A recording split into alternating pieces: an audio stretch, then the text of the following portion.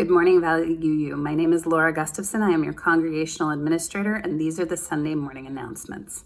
Today is the annual meeting. It will be directly after service. For each member who's voting, you need to be on your own individual device. So when the annual meeting starts, if you have more than one voting in your member in your household, please log on to Zoom on different devices. We are adding a joys and concerns section to happenings. If you are interested in sharing a joy or concern with the congregation, please see information on how to share. It is listed in the happenings. OWL needs magazines for their program. There is more information about what they're looking for listed in the faith formation section of happenings. Deanne is hosting a sanctuary spruce up. She's leading the effort to clean the sanctuary to return to in-person worship. Cleanup is on June 18th and 19th. There is a sign-up link in the happenings. So again, for all your information, please see the happenings. Have a wonderful day.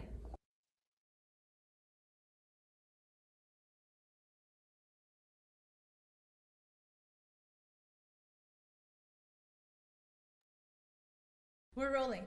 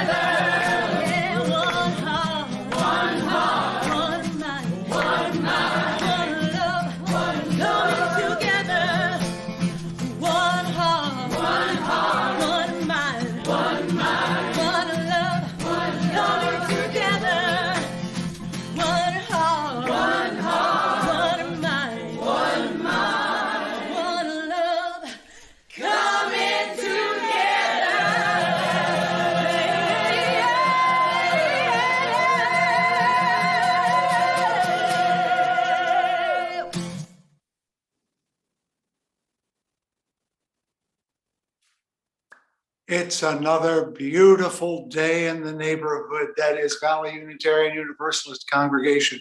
Wherever you are, I in my dining room with pictures of two of my former congregations behind me, you in your living room, your dining room, your bedroom, on your patio, whether you're in Arizona or Michigan, California, or some other place, we are one community. We are also one community because we are members of a greater congregation whose temple is the world and whose altar is the human heart. The faith that we claim believes every soul is a partner in creation, despite all the barriers we raise to that. Our work is to proclaim this hope, celebrate that gift, to clap our hands with the trees as they wave in the wind, to dance with the rivers as they course to the sea, to lift the yoke of oppression, to heal the wounds of grief, to open the prison of fear. We try a little harder every week, and I'm with you. I am Fred Wooden. I am the interim minister to this congregation, but I am not the only minister to it. We all are. And one of those who is joining us and helping us today is Rebecca Riggs, who will now begin our hour of worship by lighting the chalice.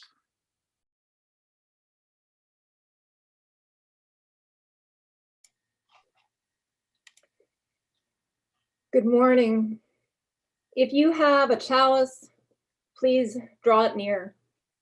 Let us say our chalice lighting words together as I light the flame. We kindle this flame, symbol of our faith, for the light of truth, the warmth of community, and the fire of love, which calls us to work for justice.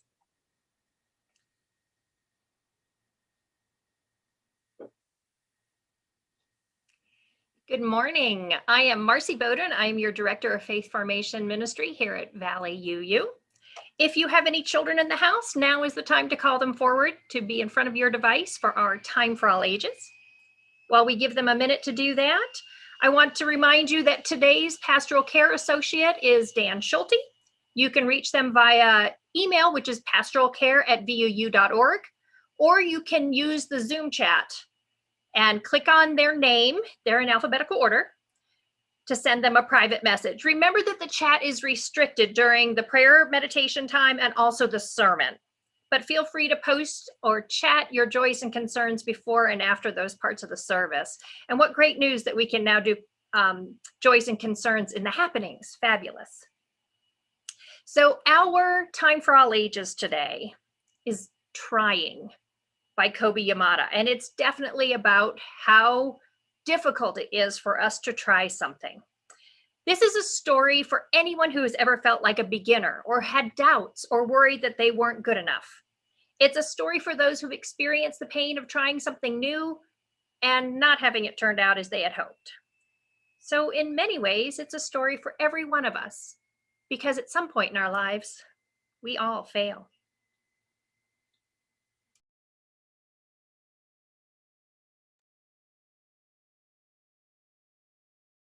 Trying, written by Kobe Yamada, illustrated by Elise Hurst. How do you do that? I didn't realize I had said it out loud, but the sculptor looked over and replied, "You simply do it." "Oh, no, I could never do that." "How do you know?" he asked. "I just know." Confused, I walked away. He must be joking, I thought. But as I left, I couldn't help wondering, what would it be like to create something so incredible? When I returned, the sculptor looked over at me and asked, "How is your sculpture coming along?" "I'm just here to watch." "Oh, well, the best way to give your talents an opportunity is to try," he responded. I'd rather just watch. I can't mess things up if I just watch." "Ah, yes," he nodded. "If you do nothing, it feels safe, but everything stays the same. If you do nothing, there is less to experience, less to love, and less to learn. The fear of failing is the scariest part, and it stops most people from starting. The only way to get where you want to go is to take a step in that direction. And the best way to do that is to begin. It was all I could think about. Even as I slept, I dreamt of creating beautiful things. I was excited to get started, but as I was working, I realized that something was wrong. With every strike, I felt a little more deflated. With every blow, my disappointment grew. This was not turning out the way I had imagined. Why did I think I could do it? Why had I let myself care about this so much? The next time I saw the sculptor, he asked about my work. I told him it was no good, that I had quit. Why did you do that? He asked. Because it feels awful to want something so badly and to be just disappointed. Yes, the sculptor replied, disappointment hurts, but failure is temporary and in many ways necessary. It shows us how something can't be done, which means we're a little closer to finding out how it can. When you first tried to walk, you fell, but you picked yourself up and you tried again. You were willing to fail over and over and over, and that is why you succeeded. How do I know this? You're standing in front of me now. I had tried, and I had failed, and now he was asking me to try again? What good would that do? I had already proven I couldn't do it. But if I was honest, I wanted to believe I could, so even though I worried that I wasn't good enough, I decided to try again. I worked, and then I worked some more. And while I could see it was a little better, it still wasn't all that I wanted it to be. I stormed up to the sculptor. See, I told you I wasn't any good, and this proves it. Are you happy now? Yes, he replied, I'm happy. It's good to see you sculpting. But it's terrible. I don't even know what I'm making anymore. You're making progress, he explained. I see talents emerging. I see risks being taken. I see courage. I see caring. I see perseverance. Yes, I see much progress indeed, and I hope you will keep trying. I tried again, and again, and again. And as I stepped back and I looked at my work, I had to admit, I wish I was better. I went to talk to the sculptor, and he asked me to go for a walk with him. He said, I know it can be hard when things don't turn out as you had hoped, but be proud of your failures. I know I am, every one of them. I can't imagine you ever failing. Oh, he laughed. More times than I can count. But each time you fail, you get a little smarter, a little braver, a little stronger. The truth is, we are all failures. The dreamers, the doers, the creators. Being a failure means you loved something. You cared. It means you stepped forward. You didn't hold back. You tried. And that is why I brought you here. He gestured to the statues around him. These are my friends. These are my failures. And I am grateful for every one of them because they helped me become who I am today. It's been years since he's been gone. I will always treasure the time I spent with him, and I will never forget our conversations or what he taught me. When we make it safe to fail, we make it safe to succeed. How do I do that?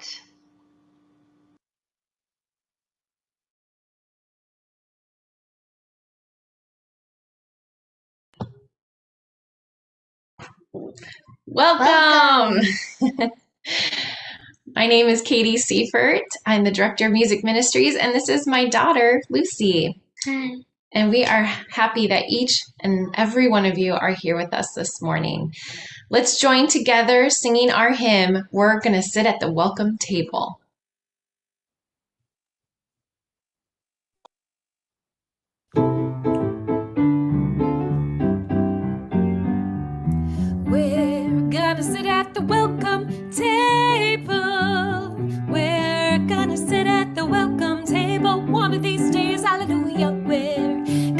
at the welcome table.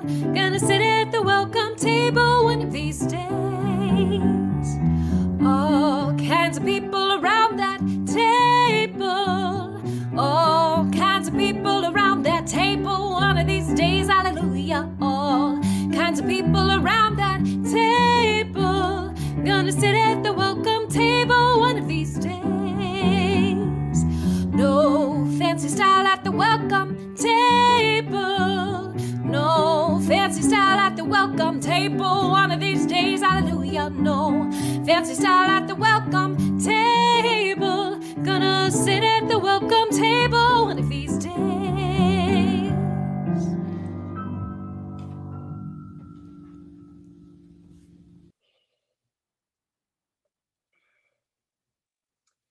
Good morning, and welcome to Valley Unitarian Universalist Congregation. I am Rebecca Riggs, one of the worship associates here at VUU. It's good to see you all, even if only on my computer screen. I'm truly grateful that you've chosen to be with us this morning. And I want to extend a particular welcome to those who are visiting with us for the first time today. We'd love to greet you in person, and I'm so sorry that that is not possible. Please join us again next week when we'll be having our usual breakout groups at the end of the service, a time that does provide us a chance to welcome you more fully. Today, however, instead of breakout groups, we'll be having our annual congregational meeting immediately after the service. Everyone, please stay if you can. I looked back on one of the welcomes that I did a couple of months ago, and I want to modify it slightly, or maybe a lot. This morning, I will not tell you that it does not matter what your background and history are, what your gender or sexual expression is, or what you look like. This time, I will not say that it doesn't matter what the state of your physical and mental health are, how old you are, what you do for a living, or what beliefs you hold. I don't choose to say those things because all of those characteristics are part of what make you who you are at this moment, on this morning.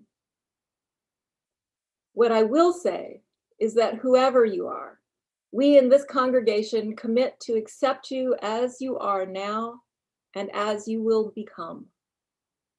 Because we're all becoming every moment.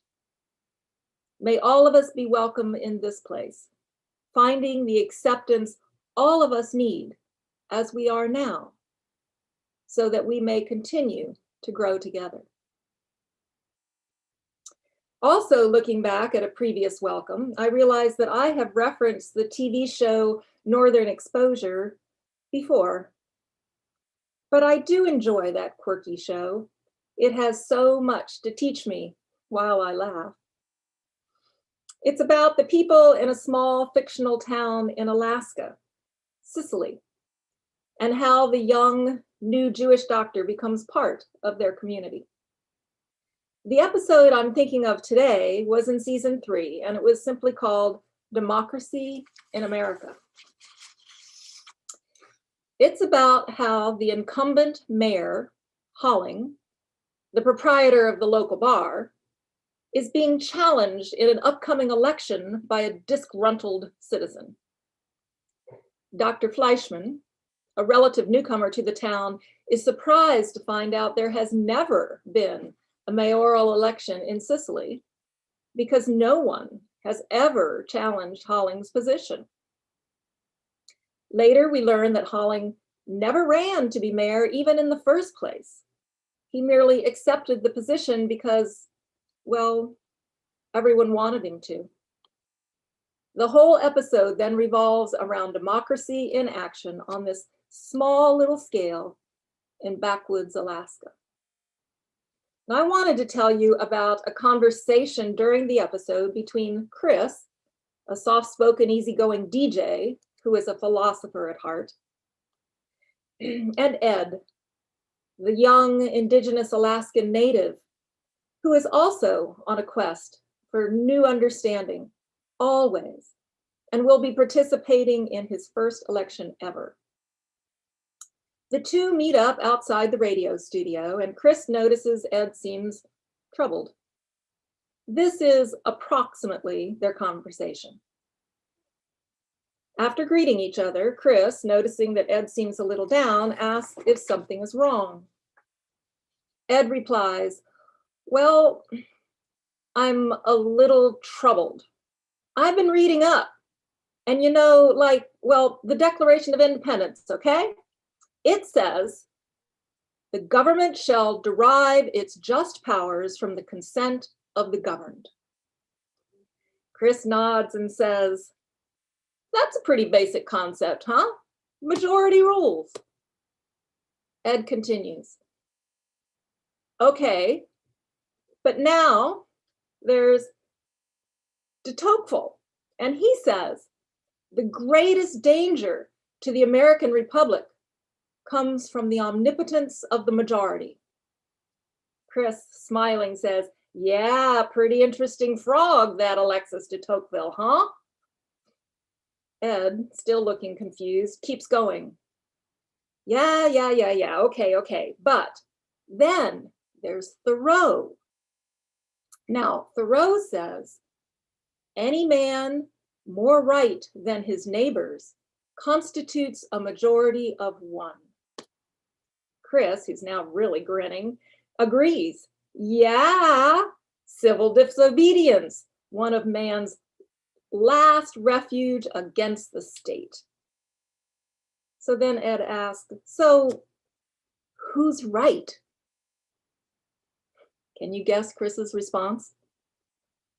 Chris says, well, they all are. Ed is perplexed. Really? Really happy, Chris says, heck yeah. I was so taken with this exchange because it seemed to acknowledge that, like religion, democracy can be defined in many different ways, even contradictory ways. And therefore, we need to stay open, to learn, to explore everything that democracy has to teach us. Not just the basics that we learned in government class in high school, but not just the obvious good stuff, but the complexities and the difficulties and the contradictions as well. As Unitarian Universalists, you would think that that would be second nature to us. But unless you're a true student of history, I imagine there is a lot we haven't considered. This morning, let's stay open to the beauty and the heartache of democracy, because all of it, the good and the bad, what we see and what we ignore, what we accept and what we question, all of it together has made us what we are. Let us explore as we worship together. Once again, welcome to you all.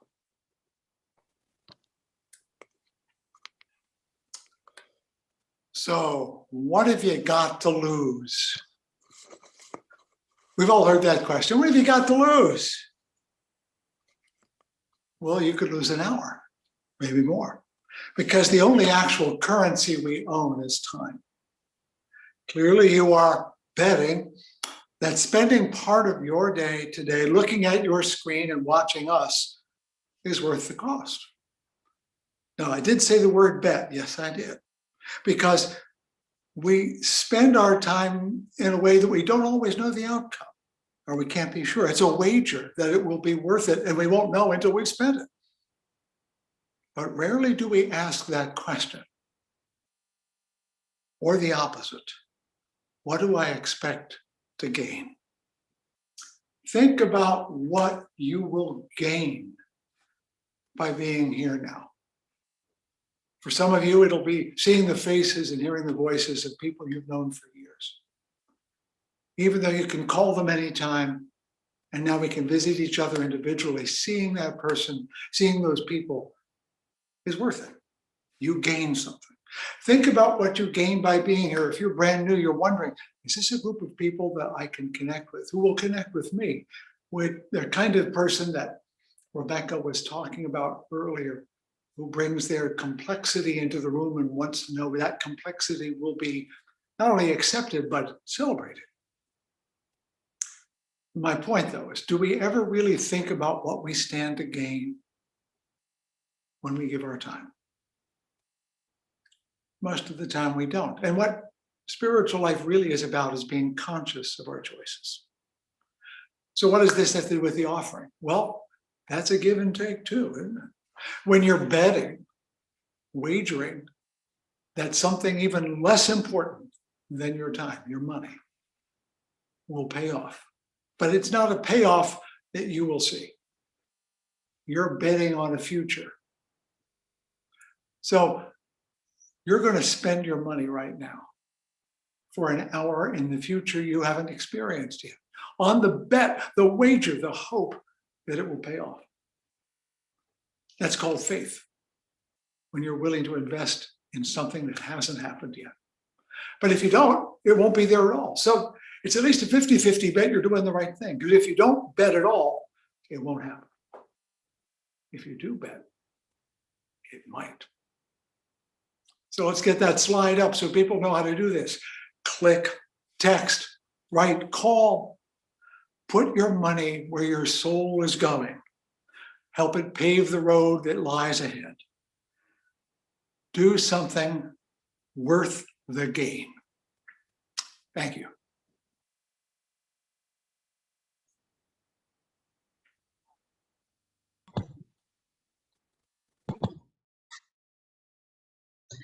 In this time of centering, we are going to use our breath and our body to fully arrive to this present moment together. First, we will release what may be distracting us. And second, we will consciously make the effort to open our minds and our hearts. So let's take a deep breath in, focusing on releasing all distractions and all discomforts. With the arms moving, let's breathe in. And release. Maybe even shake it out. All that is distracting or uncomfortable. Let's do one more deep breath in. And release. Now we're going to take some deep breaths, focusing on our hearts and our minds expanding, arriving with a beginner's mind and an open heart. Still with the arms helping us with our breath. Let's breathe in and open. Maybe a couple of shoulder rolls.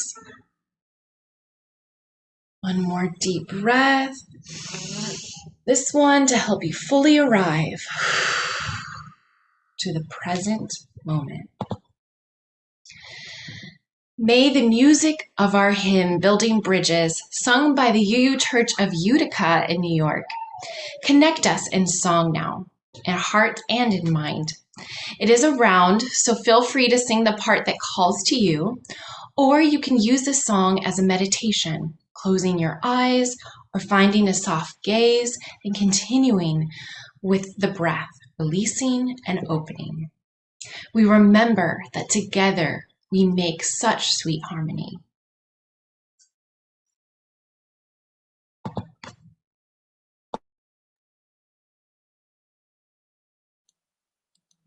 Building bridges between our divisions, I reach out to you, will you reach out to me?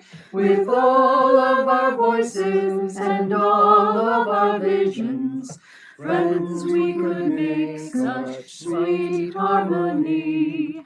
Building bridges between our divisions, I reach out to you, will you reach out to me? With all of our voices and all of our visions, friends, we could make such sweet harmony.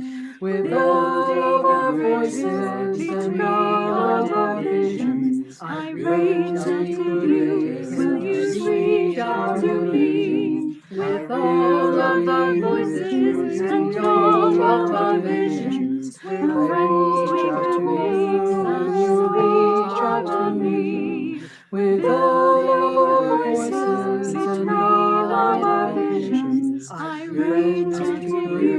Will you reach out to me? With all of our voices and all of our visions, with friends we could make such reach out to me. With all of our voices and all of our visions, I reach out to you.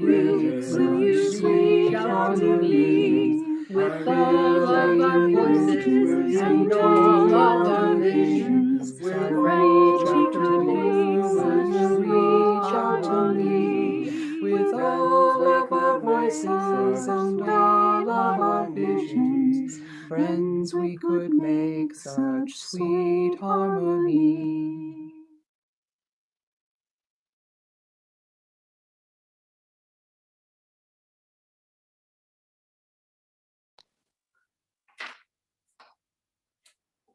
Of all the things we do, in some ways, the most difficult is doing something consciously prayerful. Hardly any Unitarian Universalists see somebody over there watching down. That's unusual for us. Mostly, we sense we're in a universe that's not being run by someone over there. Now, I only mention this because it's background to the story I'm going to tell. And I'm going to tell a story so that you can be in a prayerful place.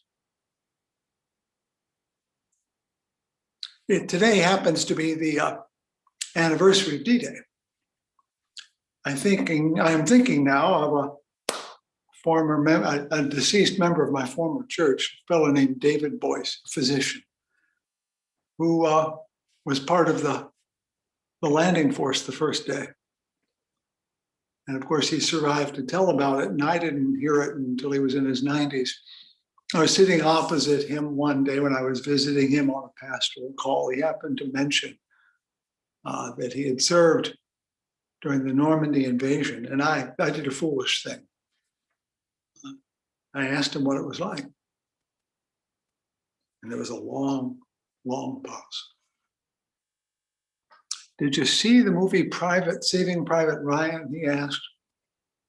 Yeah, I said. He paused another long time, holding on to his composure. It was like that. That's all he said. Most of us will never be in a place like that, witnessing that kind of horror and chaos. But we have all had moments, less dramatic, when we have felt utterly helpless, terrified, alone. There is that old saying, there are no atheists in foxholes, and that's a cheap way of saying when we're in a position like that, we are hoping that something, someone, somehow, we are not utterly cut off. We need to be connected at moments like that. And I think those experiences are where religion comes from. The deep down sense that we need to be connected. A famous German theologian with a really long name, Friedrich Schleiermacher, don't laugh. He said, religion begins with the feeling of absolute dependence. And I think whether he's right, we've all had that feeling. That when we are utterly alone and helpless, we're in a tough place. Maybe it first happened to you when you were a young child. That's frequently the case, certainly is for me. It was a feeling, not a belief. And I didn't leap from dependence to believing in God. I wanted, though, to sense there was something in which I lived, through which I sat and lived and moved, what the Apostle Paul calls that thing in which we live and move and have our being. That I was still a part of it, even though I felt totally alone. And when you have entered that world of aloneness, you make a bet. Remember, I was talking about wagers when it came to the offering. Well, here's another wager, a spiritual wager. You're going to bet that there's something about reality out there around you that knows you're there. Maybe not in a kind of human way, that the umbilical cord of existence is never totally cut. Everything we think about religion comes from that wager. Somehow we want to hope that we matter in this world. I'm thinking about that a lot because I became a grandfather this week. And as that little creature emerges into the world, it's no question that if he has thoughts, and I have my doubts that he has thoughts like I have thoughts, he's in a world that is no longer the world he knows. And he's helpless, and he feels kind of alone in the way he didn't before. But he's right. The world out there knows he's there with his father and his mother and 2 grandmas and 2 grandpas and an aunt and an uncle. He doesn't know it yet, but it's there. Every prayer is the wish that something cares about us, a person, a group of people, the universe itself. So that's why we pause every week, so that I can tell you that, and you can remember that, and realize everything else after that is just icing on the cake. Every week you bet that the world wants you in it. Is there a reason to want more? So let's just give it that a moment to be with our inner infant, the one that just emerged into the world and doesn't know if it's welcome or not. And hope for a second that there's reason to believe you really are welcome and we really do care.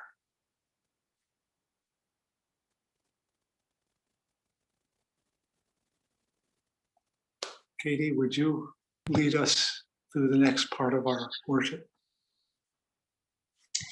Yes. Thank you, Fred. Let's allow this next piece of music to minister to us. It's called I Am Willing by Holly Near, and it's sung by our pre-pandemic choir.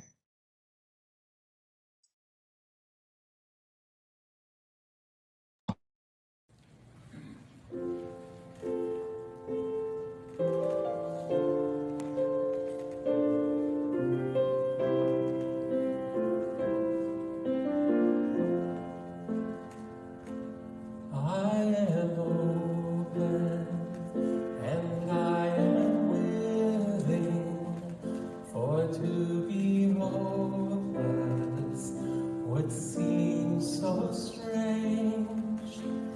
It dishonors those who go before us, so lift me up to the light of change.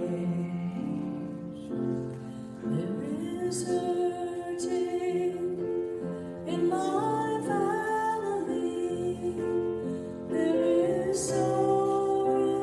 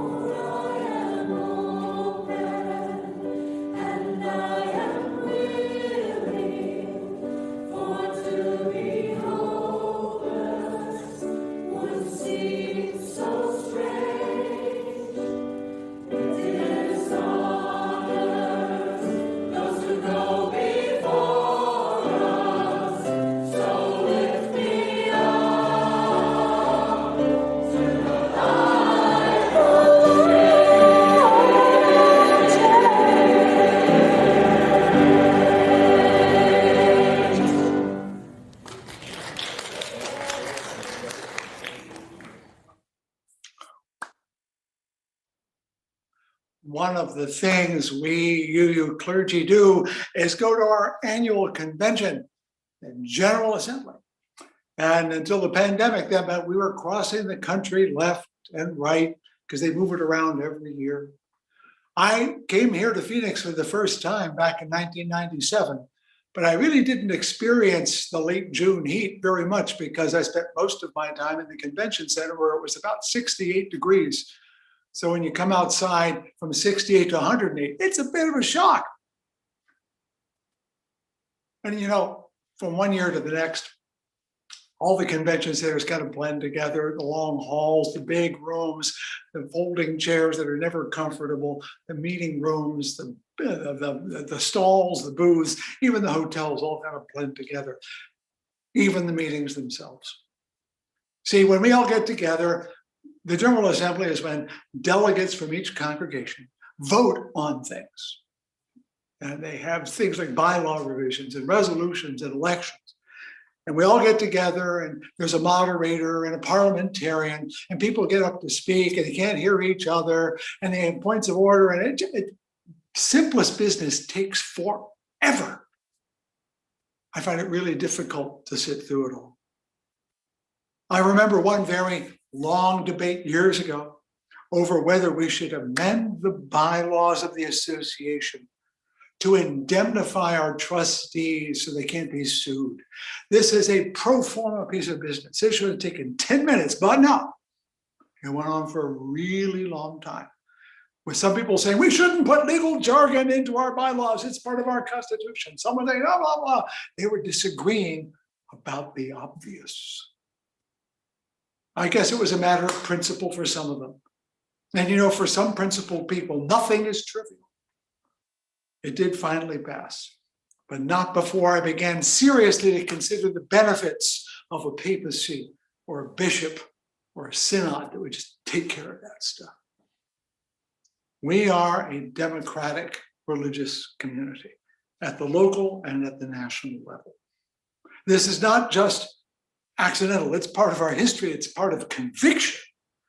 One of our principles says we uphold the right of conscience and the use of the democratic process. That means every one of you as a member, whether here or General Assembly, can raise a point and be called upon to be heard, no matter how preposterous your point, because that's what democracy means. You have a right to be heard. Because for us, it's part of that we value you for you. And there's no reason to shut you up because you have nothing to say, because we don't know that. I mean, it's an act of faith. But I confess, that principle feels really hard to love right now. Not among Unitarian Universalists so much as the world in which we live with its own democratic challenges. For example, here, or I should say there, because I'm in Michigan, in the state of Arizona, the duly elected state Senate has decided to spend time and money trying to prove a massive fraud that didn't exist. They've gone snipe hunting with your money and your time. But these are the people we elected. And so they have a right to do that. Meanwhile, here in my state of Michigan, the legislature is cheering on a recall effort because our governor vetoed attempts to roll back increased voting access and to prevent people from whipping off their masks and coughing on people in public. I exaggerate, but you know where I'm coming from. And those are duly elected legislators too, and citizens circulating petitions. That's democracy. Before elections, we all know what it's like. You turn on a television, you listen to the radio, you look at your smartphone, you look at your computer, and you're deluged with constant campaign ads that start months in advance, maybe even years. And you know the point of them is to rally the convicted and to confuse the alternatives. It's not about informing, it's not about sharing, it's about stoking fears and rousing anger, using half-truths and innuendo boldly without any regard for whether something is true. By election day, we are disgusted with the whole electoral process, and democracy has been cheapened almost to worthlessness. And of course, once these people do get elected, we have seen a constant commitment on those elected to their party and to the power of their party, well above and beyond any commitment to the people or the city or the state or the federal government. Government is now, for at least one, if not two parties, a means to an end, not an end in itself, a way to get, keep, and use power. If you are discouraged about democracy now, I can't blame you. I feel discouraged about democracy. I feel discouraged about the people that we believe should be making sound choices. But remember what Rebecca told us about that episode of Northern Exposure. Very good observation. Now, I'm going to tell you a truth that a politician wouldn't. I wrote the first version of this sermon 20-some years ago during a different administration. And I used different examples at the time, but my points 27 years later are exactly the same. Things have not gotten better, they've gotten worse, far worse. Things like NIMBYism, not in my backyard, jingoism, we're number one and you're less than me. Or any slogan that promises total victory over the evil ones triumphs again and again. Why we still give into this stuff, I do not know, but we do. Democracy has some noble enterprise where we all stand about like the Continental Congress in a painting with powdered wigs. It doesn't exist. It didn't even exist then. So why do we believe in it? I'll get to that. If it seems democracy has declined, you're not wrong. But if we look at it over history, it has rarely been very great. Let's turn a more jaded eye to our history, lest we think that we are the bad guys and they were the good guys. Virtually every corruption and distortion of democracy was created by those same sainted founders and framers, buying votes. George Washington lost his first election to someone who bought a lot of whiskey at the polls. The next time he won because he bought more whiskey and gave it out. No, it wasn't vote buying, but it was encouragement. Let's put it that way. Rumor mongering, telling false and, shall we say, distorted things in public. The Federalists openly accused Thomas Jefferson of atheism and adultery. Turns out they were right, but they didn't know it at the time. Voter fraud, people who shouldn't vote voting. Well, it was exactly that claim that motivated one group of people in New Jersey in the year 1800 to disenfranchise women. Did you know women were enfranchised in 1800? They were. But they successfully took the vote away from women because one party said that they weren't voting for themselves, but they were voting for their husbands. So the husbands each had 2 votes. And the way to solve that problem was, of course, to take away the votes of women. So not only was it false, they committed a further evil in trying to prevent it. Recent books I have read detail the total disregard for facts in newspapers during the time of Washington, Adams, Jefferson, Madison, Monroe, and beyond. The manipulation of election officials, such as we have seen in our most recent election, was going on back in the time of Alexander Hamilton. Ballot stuffing was, if not accepted, it was commonly expected. And ballot burning goes back as far as the Republic exists. You could argue that political parties themselves came into existence for the purpose of corrupting and exploiting democracy for their own point of view. At the local level, they gave us things like political machines that plundered the public coffers for personal gain. The most famous, of course, is Tammany Hall in New York City, where I lived for a while. The New York County Courthouse was built by the Tammany Hall machine, run by Boss Tweed. You may have heard his name. And that courthouse cost more than the entire purchase price of the Alaska Territory. Why? because they paid, for example, they paid one carpenter $360,000 for 1 month's work. That's in 1861 dollars. It's not adjusted for inflation. My home state of Maryland is so good at having corrupt officials that the state prison claims it has a governor's suite set aside for whoever is leaving office. And at the national level, parties have more often sold us inferior candidates rather than superior ones. When we look at all the presidents, very few stand out, being surrounded by the mediocrities called Millard Fillmore and Franklin Pierce and James Buchanan, among many. Well, many of these sad habits have largely vanished thanks to the progressive movement and others.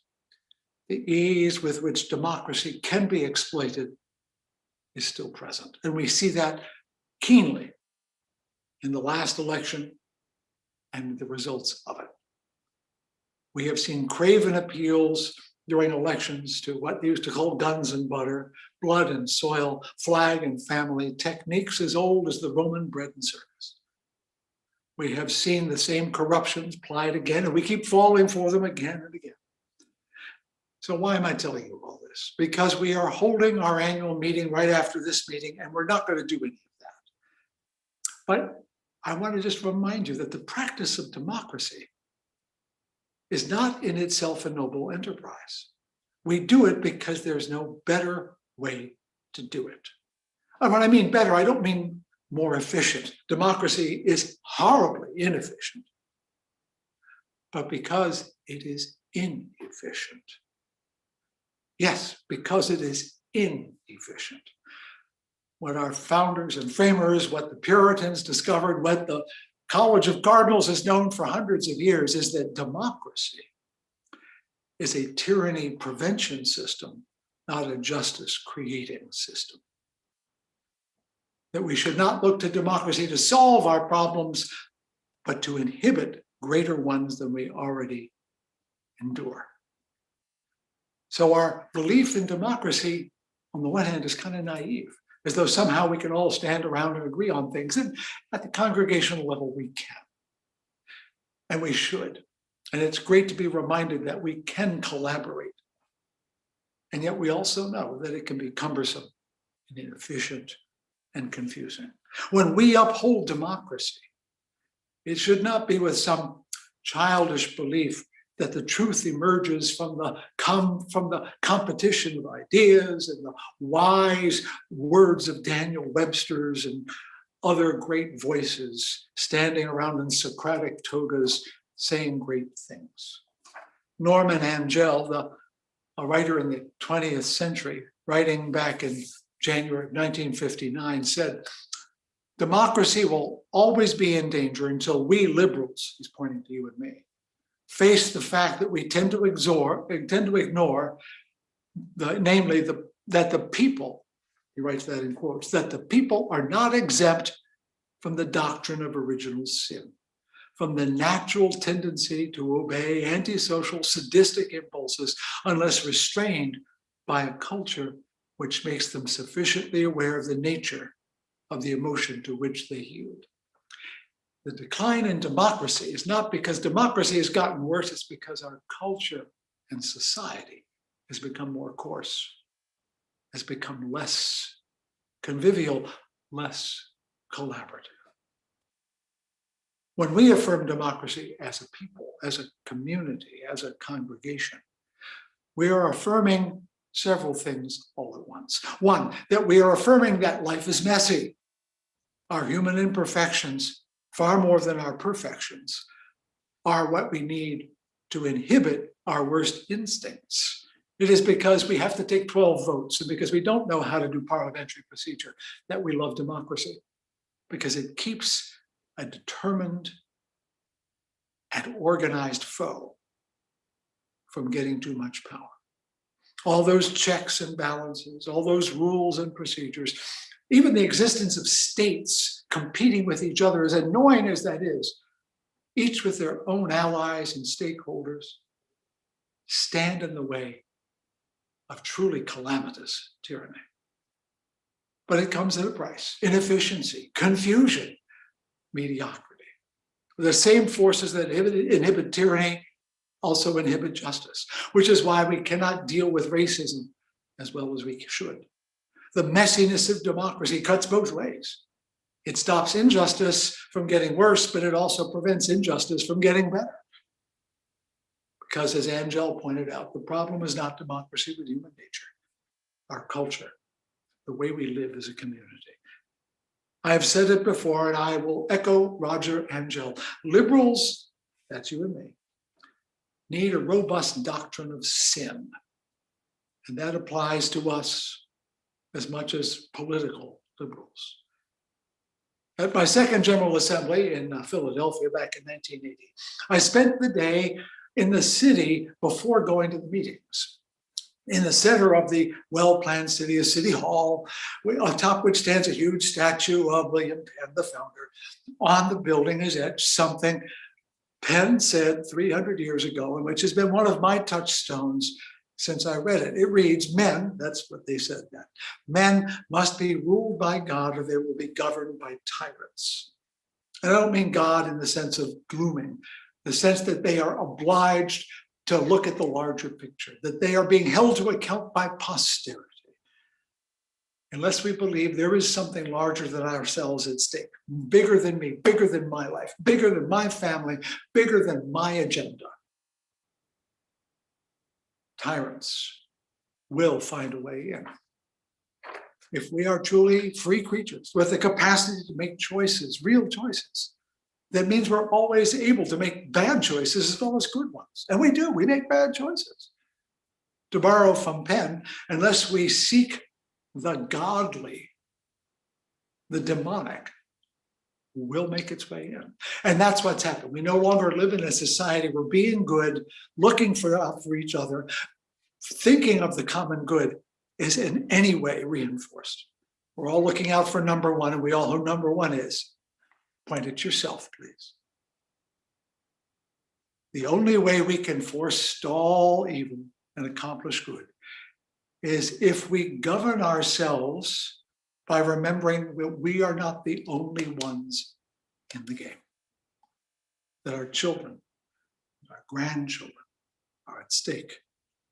Oliver Cromwell, when he was almost on the verge of war with some Scottish Puritans up north, told them that if they didn't turn back from the course, they were going to end up in a war with him. He warned them. He even used these remarkable words. I beseech you, he said, by the bowels of Christ, to think that you may be mistaken. They didn't agree, and they lost the battle, a physical battle.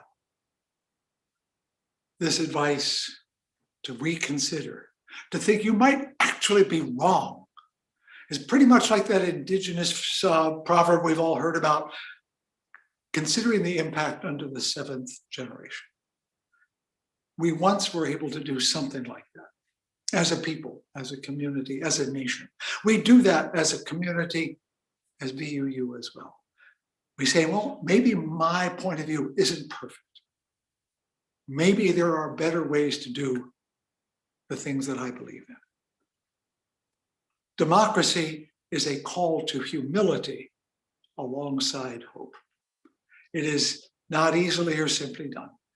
In our lurching, lumbering, and failing efforts, we sometimes stumble a bit further forward. It's like when you fall down, at least fall in the direction you were intending to go, so when you get up, you've gone a little further. Democracy is a lot more like gardening. It's muddy, it's messy. You can't make everything work. It's backbending, shovel lugging, dirty, rough, and slow, and you don't see the results for weeks, if not months or years. But the fruit of democracy, like the flowers of a garden, can be beautiful. They are perennials. They need to grow before they flower. They must be nourished long before you pick the fruit. And so I want us to be thinking of the words of May Sarton as we go to our annual meeting, as we look at the political climate in the country around us. May Sarton, who said, in a prayerful voice. Help us to be ever hopeful gardeners of the Spirit, who know that without darkness, nothing comes to birth, as without light, nothing flowers. We are in a dark time in our nation, but in that, seeds can be planted that will grow. And with the light of truth, they can bring flowers that none of us have ever seen before. We may never see them ourselves, but they will be there if we do the gardening now. With those hopes in mind and with gratitude for you allowing me to be in service to you, I say amen. Blessed be all those good words. And I'm going to invite my partner in ministry, Katie, to pull us together in song. Yes, let's sing together with Jules Heller from the UU Church of Utica, singing Come Thou Fount of Every Blessing.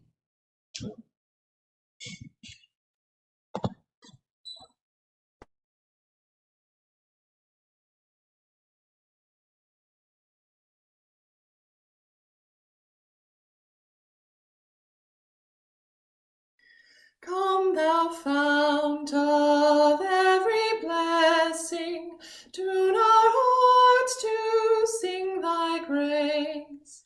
Streams of mercy never ceasing, call for songs of loudest praise.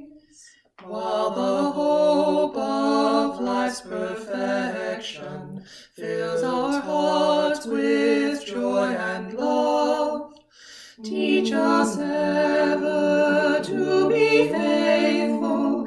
May we still thy goodness prove.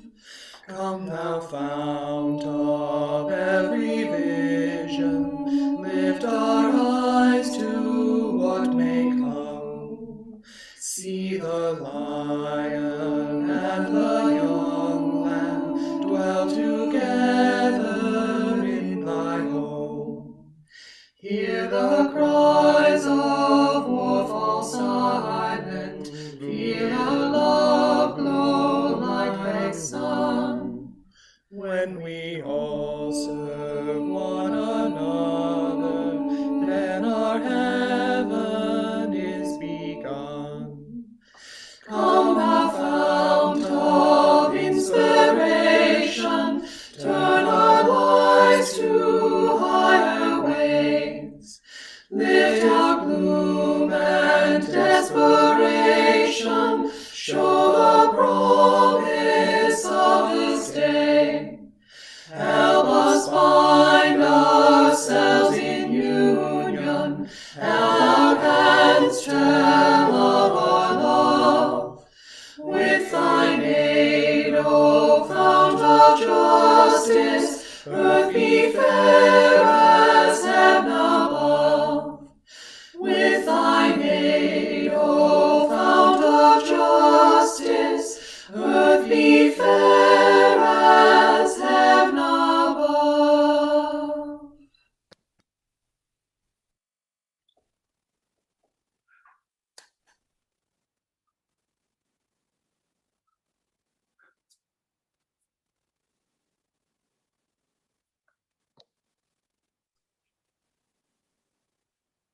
The great universalist Hosea Ballou said, if we agree in love, there is no disagreement that can do us any injury.